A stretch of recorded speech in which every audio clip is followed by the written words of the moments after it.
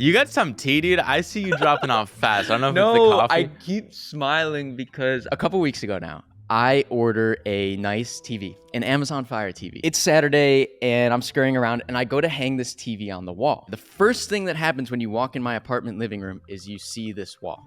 And then you see a beautiful view out over the city. But first you see this wall. Check your privilege, dude. Check your privilege. And on this wall is a TV that's this fat and then a wall mount. That's like 3 inches for the audio listener. Well, it's an Amazon Fire TV, so it's like 6 inches. Oh, that's sick.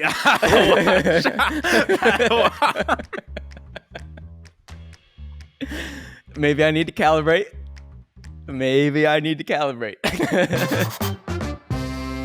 Welcome back to the Smart Nonsense Podcast, where we talk about entrepreneurship, self-development, and challenging norms. We're just your two best friends, your two business best friends on a Friday, Pop. Today is September 22nd. Oh. September 22nd. Welcome to the pod. I've been getting so much flack. It's like, because we just started posting these. The problem is they were shot in January of this year, so 7 months ago. And so people are hitting me up. They're like, dude, listen to the pod. That's so sick. Like, awesome. You're moving in with Casey Neistat. I'm like, I don't know. We're kind of already. Or I keep hearing like, actually, Danny Miranda texted me one of those episodes. He texted me. He texted me a line that was funny to him, like, but I had no clue what he was talking about. It was so long ago. That's my bad, dude. And it's weird listening to different business ideas we had. I hate the business episodes, but in this most recent episode, we were talking about selling our byproducts, which is like, we have all these portfolios, so let's just package them up and sell them as like Support Shepherd sells back-end people, whatever. But like 6 months later, we've already like iterated through that. It's just like weird. It's weird. Well, sometimes I spiral and I think about it. I do think about it, dude. But they have a machine and we don't have a machine at all. Our machine's breaking down day by day. No, dude, not the business podcast. Remember when we said entrepreneurship, self-development, and challenging norms? No, I think business. I think the business is the closest because all I got other than that is dating stuff, and that's not in any of the three. So, no. So, dude, my pod's low. I'll tell you. I'll give you a thread because it's happening today. So, in approximately 4 hours, I have an appointment, and I have an appointment at the Apple Store. I have an appointment at the Apple Store to pick up the new iPhone 15. Really? Yes. And the point of this thread, Pop, figure it out as you go. Dude, build the plane as you fly. Right. So I used to be really against like the idea of Apple removing things from their devices, right? Like the headphone jack, all that hoopla about that, or like, oh, that's the one. Nice, dude. Nailed that one, dude. You thought you had more. Anyway, I'm going to get this new iPhone for one reason and one reason only, and it's because they swapped out this Lightning charger for USB-C, and all of my other devices are USB-C. So I'm getting this new iPhone purely because it removes one cable from my arsenal. Can my mom buy that one off of you? I'm trading it in this afternoon. Why does your mom need to buy mine off? We've been roasting her in the group chat because she's got green, so it fucks up everything, and I can't send photos and videos, or they'll be like super downsized SMS. I thought now Android can do iMessage. Oh, I don't know, dude. She What might. has she she got? might be Huawei? in 2014. No. She might have a Huawei, dude. You never know with anyone over 60. But that's awesome. Yeah. That's awesome. I'm glad you got the disposable income for that too. That's really sick. Well, that's the cool thing is, it's not really like this phone gets me $500 of credit. I've got a $150 gift card from something else I bought, and then I have the Apple card, so I can finance the phone for like $10 a month, 0% APR. So it's just like, hey, dude, what's your monthly? Because you run all the, like, I buy everything up front, so I don't have any surprises that come into my credit cards. But you might have shit for like years and years that just stack. and that's Oh, my for that's sure. my scary world. For sure. That's, what do they call that? Lifestyle creep. I calculated it Ye- the other week. I think I spend like 10 grand a month. 10 grand a month? 9 or 10 grand a month. How? I don't know. You got a This. split bank apartment. This. What, that mic? Wait, yeah, that can't Well, be that's right. sick. No, that can't be right. Because apartments a couple. Apartments a Apartments couple, should be most of it. studios 1,500. Car lease is like 900. Well, that goes through the business. Hey, I'll do it, and then we'll come back to a pod and we can talk about Oh, finances. I was having fun listening to you do it on the podcast and going through your finances. No, well, I actually I'm have it in a spreadsheet somewhere, so I can get really, really close. You might have more leases than me, actually. Now that we think about it, that's kind of crazy. Apartment, studio, car. You might get a gym in there. Watch out. They sneak up I on use you, them dude. though, Pop. I'm really worried I about the use 'em. renewal. I gotta text them to be like, or email them to say not renew this thing. But I gotta get back to the gym, dude. I gotta get back in shape because Let me. Oh, oh. he wants to go there. No, No, dude, we shut it can't go down, there. shut it We down. can't. We'll give you some more time. I And got we'll threads. keep roping the listeners along. So the podcast episode that just came out today was about your lunch with Casey Neistat. This isn't about that. This thread is about something more interesting, I think. I was watching YouTube last night and I got served up Casey Neistat, my first vlog. That was the title of the video. It's like 5.5 minutes. He's announcing he's going to go on the daily vlog. Pop, I think what people forget, ourselves included, like, I don't know if we're going to run the B-roll. I don't know what we're going to do. But if you play this vlog, this Casey Neistat vlog, his first one, it sucks. It's not good. And I was like, whoa, like, here's this guy that all of us aspire to be, that inspired all of us to create. And you go watch 800 vlogs prior to where he is today. And like, he wasn't that good. That's it. I went back and watched the vlog. People should do that. It keeps things, I think, in context, that there's a lot of steps between like being a nobody and then being really good at your craft. And even Casey was not very good at his craft. Sometimes though, I think like there's okay. So our friend Danny that you brought up a couple minutes ago, Dan Miranda has a podcast. It's like the main thing he focuses on, but it hasn't been successful, which like I think would crush me after years and years of doing it. But like I think with him, it's just a matter of like a slight rebrand that changes everything.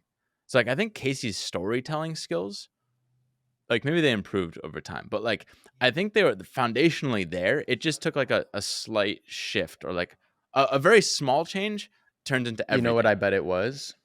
I bet it was when he started doing like, we've talked about this. He started doing like these big videos. Like he would have his kind of boring, monotonous daily vlog, but then he started doing a $15,000 airplane first class review. And like that was the big viral piece that then brought everyone in the door to come watch his more, I'll say, boring daily lifestyle stuff.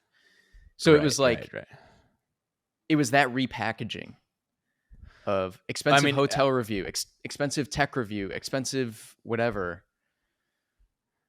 Yeah, I think so many people just you get like it's that coal miner meme where you're like always like right there, but you just can't like figure out what that angle changes, so everything clicks. That was you shooting fucking Einstein shorts before. I don't mean to bring it up every time, but that's what I think about. And then us, dude, me repurposing the fucking podcast, never worked out. Oh, actually, I had this. This came up while I was on my world tour and just networking like a mad. Oh, I got a networking pod. Remind me to come back to that. But dude, remind me to come back to it, and I forget the thread I'm on. Hold on, dude. Hold on. World tour. They just smashed. You went on a world tour.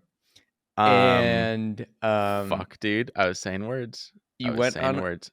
I didn't give much context. I'm gonna write down the networking pod, so don't worry. You went on a world tour. Maybe I start with the networking pod and it'll come back to me. Networking pod, dude.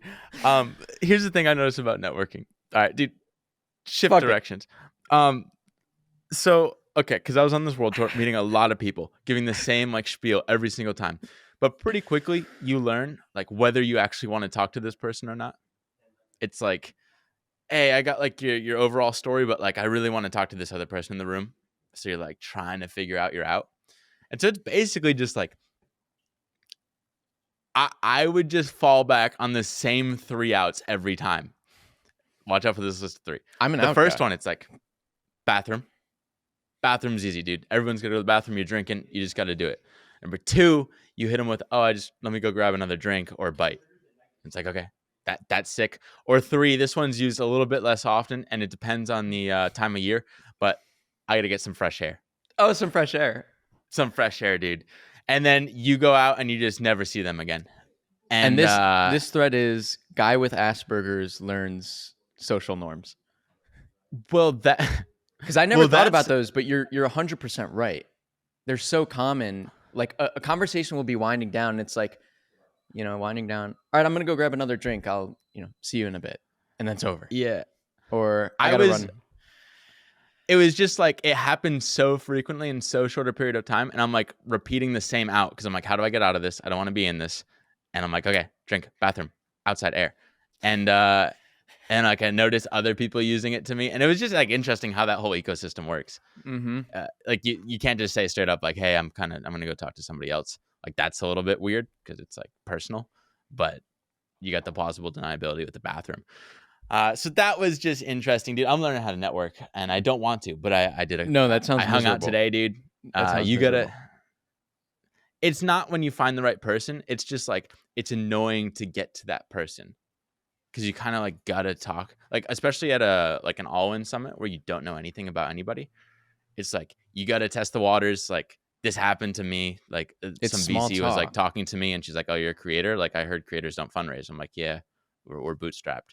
And then she just fucking checked out, just eyes glazed over. And I'm Starts like, looking right. around the I'm room. seeing you look like your body, let your feet start going other directions. I'm like, dude, we don't have to be here. You can just take off Just if you tell me. want.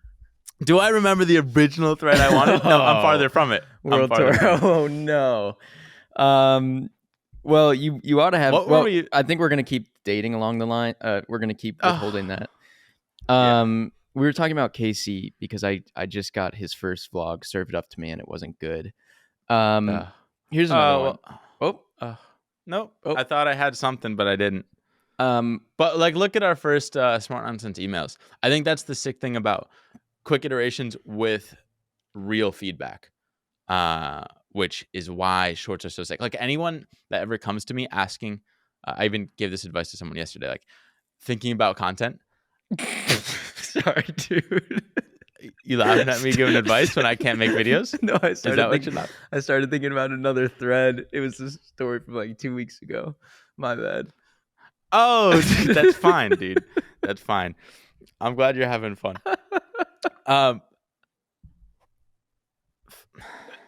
My bad, dude. Come on, I'm listening. This is only funny for you. That's awesome. I'll tell it next. How about that? Well, here's the thing. So with all these networking things, like it's usually good if you go and do it if you're gonna like sell your product. Yeah. Okay. Yeah. Now you're pretending to go along with me. If you're gonna sell your product, but everyone knows, as in only you know, I'm the anti-salesman. Oh, the worst. I can't sell our product. I'm like actively like, dude, you don't need us. For like too high end for you. Just scrap. And that's basically the advice I give to every creator. I'm like, hey, unless you're at like 1 million subs, like don't even think about using us. Like just go and do a bunch of like shorts. Just like prove your storytelling, kind of like what Sean Puri's doing right now with his TikTok, which we make fun of it, but like that approach I do like, where it's like don't hire an editor, just like get in there and like shoot some stories, and you can now just like slap up any B-roll in the back pretty easily in TikTok natively. So, do you want advice, dude? Do you need help creating? That was it. I do, dude. We don't. Oh, we were saying this yesterday. Oh, that's a thread. Freaking. We find after all of these hundreds of episodes of talking about nothing on here, we finally find the one thing that works. Our shorts.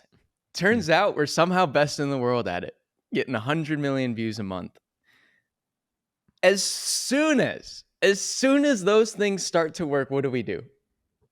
We stop doing them. We do everything but the thing that works. And I'm trying to figure out why that is, because right now our entire shorts team is off doing God knows what client work for other people. Everyone. The All of them. podcast doesn't have an editor. All of them. The podcast editor is gone. We spend half our day writing newsletters. Why are we doing that? I don't know. So I don't know. Oh, and I told you this kind of thing. I was like, I think we're more shiny object 0 to 1 oriented than we probably think. Well, I don't know. We do only do a couple things, but it's just I don't like think stupid. so. I think the logic here, because we talked about this actually when we were in California. We're like, did we launch the email too early? Because basically, shorts were ripping, right? Our focus was there. Let's just keep ripping shorts and like figure out this agency thing to like have Jack come in and run that. And like, that's all we really need. But then we're like, oh no, this email is going to be the way out. Then we like burn out hiring a bunch of illustrators. We're writing the thing. We go daily.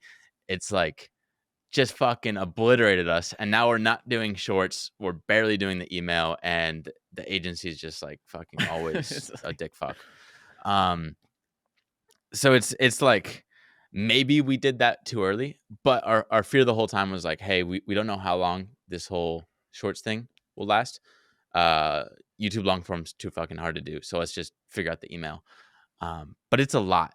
It's a lot. I don't think we're doing it because we're like chasing something. Well, they're all related. We're like, I think we just got 1 or 2 steps ahead. Oh, we're doing merch now too, huh? Even that's like another step down the line.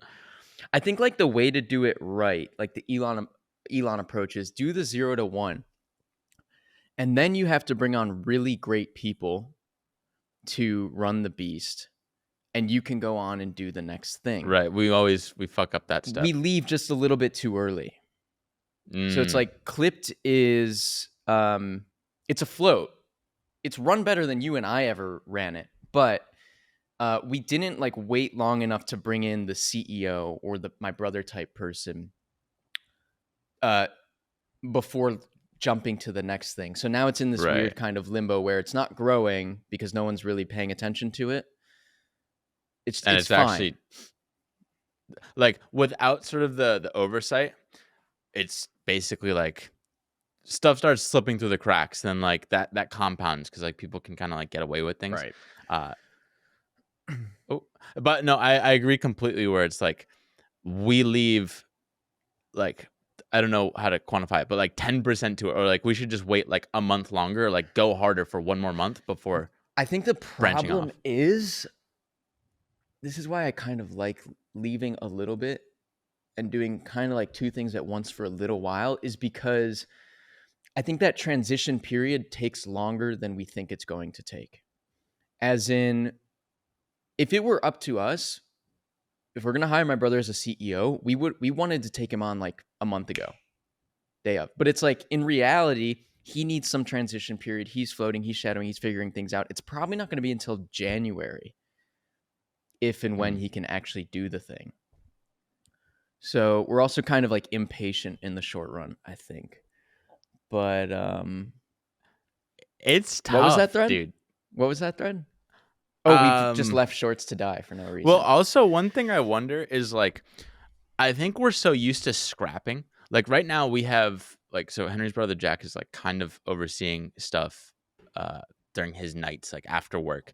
And there's like a sales person who we incentivize in the complete wrong way. Like sales should be all upside based on sales, but they basically get a salary to just hang. But like no one's selling anything. And we're like, your only job sales. You are literally here just to sell and nothing's being sold. So I don't know what you people are doing, but like sell. That's it. And like we're used to scrapping. So we'd always be like, hey, we got to make 50 grand tomorrow.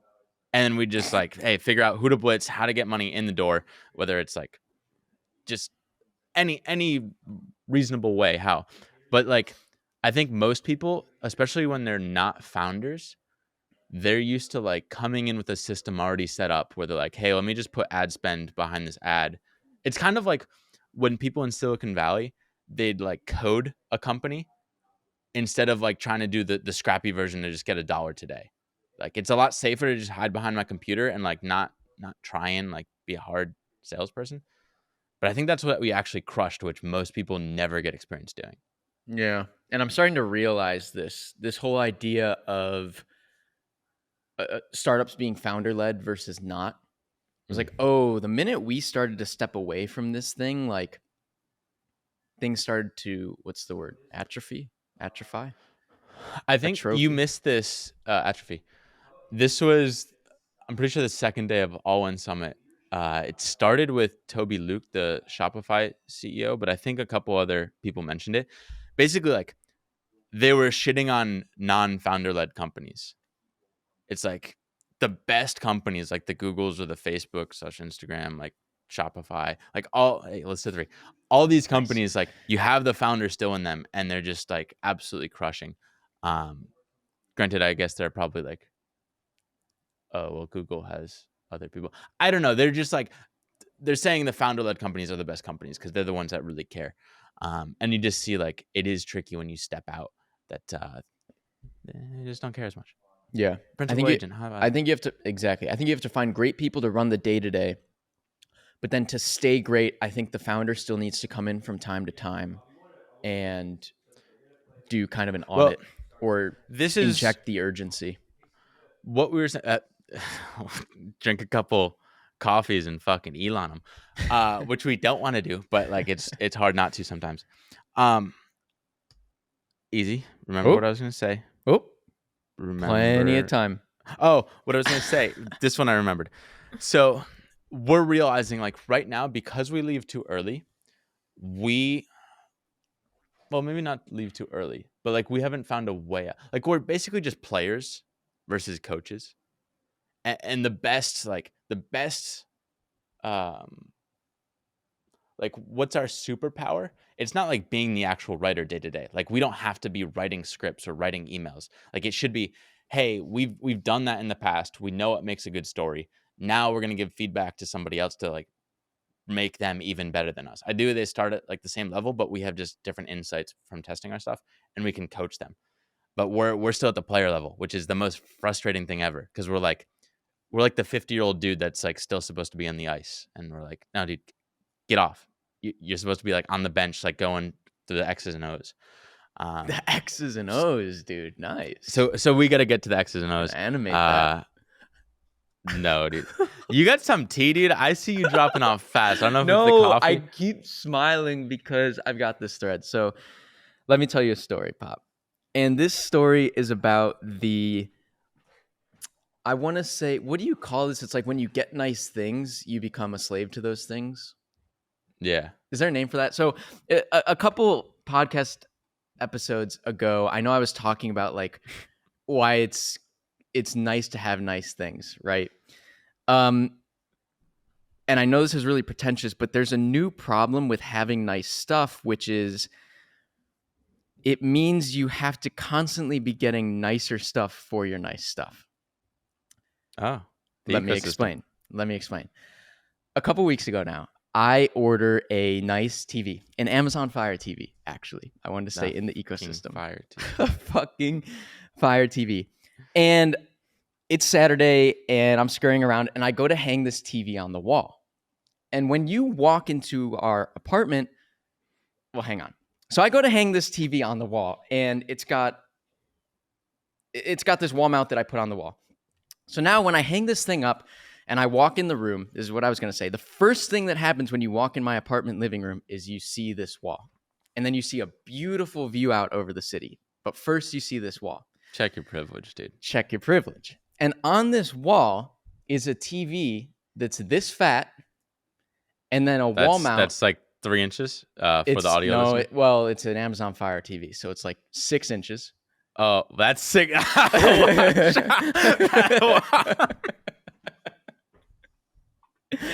Maybe I need to calibrate. Watch out. Koi's going to have a field day with that one, dude. So the TV is about that big. And then there's a mount coming off the back of it. So maybe I'll get a picture for Koi and for the audience back home. This thing's coming like a foot off the wall. Oh. So now I've got this beautiful view, this nice view. Ugh. I've got this expensive couch and rug and kitchen. It's all beautiful and nice. Mm. And you walk in the room and you see this fat, ugly TV. Ugh. And so now, because I have all these nice things, I can't possibly stand that. I just can't. I also probably have a lot of issues. So, Well, you're also fat phobic. oh, I am. Well, that's a longer story. That's a longer story about gluttony. We don't have to get into it right now. It's a sin. Hey, now you got me all tangled up because I'm thinking about that thread. Another time. Wrapped up. I immediately have to run out of my apartment and find a TV that sits flush to the wall. Mm-hmm. A TV that sits flush to the wall is not cheap. In fact, it's $1,500. So I run out of my apartment. I go buy a $1,500 TV. Beautiful TV. I hang it up. But now I'm Naval Pop. So I've just spent $1,500. I hung up a new flush TV and I'm Naval. So I value my time. And because I set my time at an aspirational hourly rate of $5,000 per hour, I can't possibly go and return my Alexa Fire TV. So now I've got two TVs. I've got a TV hanging in the living room. I got a TV 10 feet away hanging in the bedroom. And now most nights, what ends up happening is we start watching TV in the living room. Then we get a little tired. We go lay in bed. We watch a little more TV and we fall asleep there. And that's my thread on the ridiculous. And you got a girlfriend. Is that a transition? No. Just thought about it, dude. Just check your privilege. That's all I'm saying. Yeah, the point of that being, like, we were talking about lifestyle creep and inflation before, but yeah, it's like so stupid that because I have a nice couch, I can't stand this 12-inch TV hanging off the wall. Well, everything's got to be nice once you go nice with one thing. Right, you can't. Otherwise, you look immediately poor. People are like, oh, sick couch. Oh, why is that TV 10 inches thick? It's like, fuck. I got to put up pictures. It's like, it's not good. So, yeah, and I have OCD probably, so that's what. Right. I don't know if you ever wanted to talk about this, but you're watching a lot of dogs, dude. I just want to bring that up while talking about your home life. Oh, is that a thread? No, that was just one. I just had to let one dog out. Well, you were dog walking or something. I'm a dog whisperer. Dad. I'm a dog dad. You got a lot of shit going on behind the scenes. Here's and that's the thing. Awesome. I think when I grow up, I probably want to be a dog trainer. I do. And the reason being, dogs are very, as far as I can tell, very much like entrepreneurship. Mm-hmm. In the sense that they're problem solution. Dog has a problem, you either reward that or punish them for that problem. Solution follows. And you can see very quick results. And so I think I'll be a dog trainer when I grow up, have a farm and. Well, how about you start by paying our salesperson based off sales? Problem solution. Incentives, problem solution, punishment. What else you got, Pop? The last thing, I'll end it. Yes. Because we don't have to talk about relationships, even though I think if there's ever a time, it could be right now. But dude, we gotta bury some leads. Actually, no, dude. Pack it down. Well, pack it down. Let me. I'll say one thing, and then I'll see how I'm feeling. No. This one's not about girlfriends, but I somehow wrote it here because it was related. On the topic of making money and just splurging on rich people things. I talked to one of our clients who since I think he canceled because he talked to me because I'm the anti-salesman. But in our conversation, we talked about money, wealth, people being rich. And he's like, I know a couple of billionaires. Not a big deal. But they're like billionaires that are happy and billionaires that are sad. And you want to know the difference, Henry? I do. He said Dylan, but I'll pretend it's you. The ones that are happy, they're the same person. They didn't change when their bank account just like shot to the moon. They're like the same. They're not trying to like put on this persona. They're not like worried about what people think of them. They're just like a Mark Cuban type. I don't know if he's like, he didn't give this as an example, but like just don't give a fuck. Elon Musk, like he's just like, this is me. I haven't changed at all with this money and limelight. And he's like, those are the happy people. The other people get like, they're like chasing the boat or the car or whatever to like make people think they're rich. But the other people they don't give a fuck. And I feel like we've heard it a million times, but it's just like interesting to hear like the more genuine you are to who you were before you're wealthy is how happy you'll be after. That's why I'm in trouble with all this lifestyle creep. Because that's what Ugh. Naval says is like, you want to make your money all at once. You want to make the big lump sum of cash so that basically how you were living before all of that cash is how you're living after. Um, Yeah. I think I think we're a little bit different in the sense that we think a lot about the optimal lifestyle, and we want very few things, but very high quality things. Not like the Yeah. yacht and the Rolex and the Well, whatever. when I was talking to Yuri in California, because we were looking at Montecito and like all these nice places in California at list one, and Santa Barbara and 2, oh hi, 3, got three. baby. Congratulations. Got Happy Malibu. We Friday. could have named some more. Didn't have to. Basically, like they're all like $1 million homes, and Yuri was kind of surprised because that's one of our friends because he looked at you in particular, and it seemed like you just wanted a really like simple, low key life. Yeah. Like you didn't want all like he was surprised that we wanted to make a lot of money, which I don't even know if we really do, but like I think it is that thing like we don't want much, but what we want like the best of the best. And I want Whether freedom. it's Well, yeah, I think we're oh also really yeah. utilitarian in the sense that like I'm like, if I spend 80% of my time at the house, I want my house to be really awesome Mm. in every way. Right? So really utilitarian in that sense. How about girlfriend, dude? 80% of your life is with your girlfriend. All right. I got a couple. Do you want to shut it down? I don't, but no, I don't know. Oh, We can do whatever. We can shut it down. Hey, let me just mention take a couple, and 5. if we want to bite on anything, we can. So you sent me Lex divorce lawyer thing. By the way, broke up with my girlfriend yesterday, so like kind of fresh. Reason why, couple reasons why, but like one thing that kind of set me off. Easy. I know you checked out of the game, so I it's like didn't. irrelevant to you. But uh, there's like a game you play in relationships where pretty much every day is texting, "Hey, how was your day?" And then you just have to like debrief your day. And I'm like, with my best friends, like Henry, I've never asked like, "How is your day?" I'm like, because we just either we don't care or like the days just like we're kind of involved in the same day, like we know how it went. So I'm like, oh fuck, I don't want to be like asking this question for the next fucking 80 years of my life. So that was just one thing. You That sent could be a me. guy thing too. You want to know a good reframe for the people? Yeah. That's a shitty question. You get vague results. You're just like, day was good. Ask what was the best part of your day. I think that's a Sean Purry actually, or he got it from a therapist, or maybe it was Sue Johnson, sex therapist on Tim Ferriss. Anyway, when you ask what is the best part of your day, it's kind of like anti goals. It's much easier to think about what the best part of your day was, and then that optimistic thought leads to a more interesting conversation. Should have told me that yesterday. Should have told you that yesterday. I said that on the pod before. I think. Probably. I forget what we talk about. Okay, so you sent me Lex divorce lawyer podcast that just dropped. Just the one thing I like there, it's kind of all this confirmation bias. And Wilkinson talked about this too, because I don't know if I said this at the conference, but like I'd go up and just ask marriage questions when everyone else was asking like business questions. And the big takeaway from the lawyer and from Wilkinson was like, hey, once you see the sickest marriage, like, because this divorce lawyer has seen like a ton of different marriages. It's like when you see a really good one, it's the most obvious thing ever. Like you recognize the fake shit immediately. And so I'm like, if you know, you know. Couple things on why it's really hard for one thought thing. on that makes them really hard that I think he also touched on that I've been thinking about a lot recently is just they're all different. There are so many variables at play, and this is kind of like an Alex Hormozy. It's like if it works for you, great. Yeah.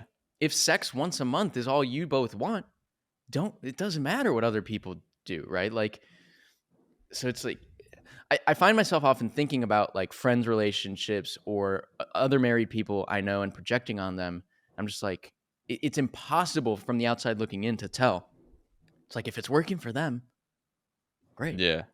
You know? Yeah. Yeah, I like that. That's my favorite part about his relationship thing. It's like, I don't give a fuck what anyone else does. Like this is awesome how we do it.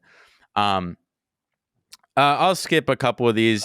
Basically, this Andreessen Horowitz, like, I think founders can be harder, especially me. Like you're less so in this camp, but like we're very disagreeable as a species. Like founders are founders because they recognize something that everyone else is overlooking.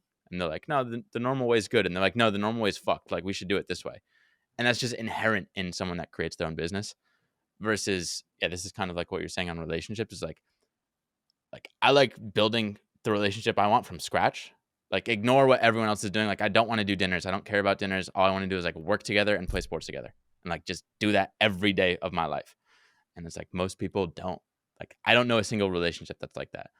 But it's just like interesting why every founder that's well maybe not you, but like struggles with this idea. Yeah. What makes it even harder though, like to the multivariate problem, it's like maybe the disagreeable person, he says this in the pod, but maybe the disagreeable person needs a really agreeable partner to balance him out. Or Yeah. yeah, the other thing he said that I thought applied to you was he's like, let's say you go to a restaurant, you have a 10-course meal, 9 of the courses are amazing, and one is kind of like, eh. You don't go home and you're like, that restaurant sucked. He's like, partner, same thing. It's like maybe 9 qualities are amazing, but one is like, wasn't my favorite. Could have done without, but whatever. But that It doesn't discredit the 9 things you it like. kind of feels like I don't know why this is like so crazy for a lot of people, but relationship, like a normal relationship, a typical one, feels like I had dinner, then you had dinner, and now our relationship is talking about our dinners. I'm like, why can't we just eat dinner together? And like then we don't have to talk about our dinners because we're just like in it together. I don't know if that Yeah. analogy is like checking out, but it's like you're working on your thing, I'm working on mine, and we like get together to like talk about our things. Like, what if we just did the things together and we don't have to talk about it? We just talk about like the shit we want to talk about. I don't know, dude. It's a tough Figuring if it out. we got time. We got time. But that's all I got.